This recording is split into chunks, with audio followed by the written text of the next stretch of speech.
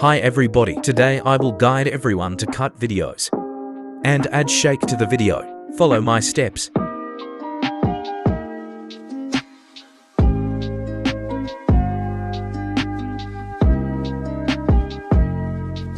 We will press the key combination Alt plus right arrow key.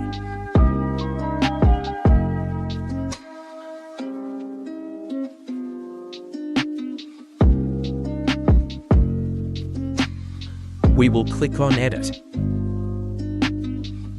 and click on the spit layer. We will search in the shake search bar. This shake effect is completely free. I'll leave it in the comments.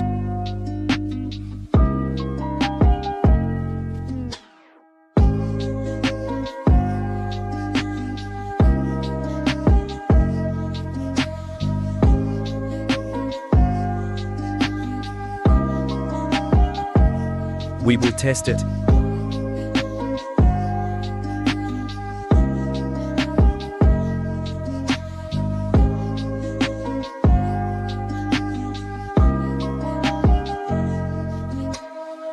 It's pretty good.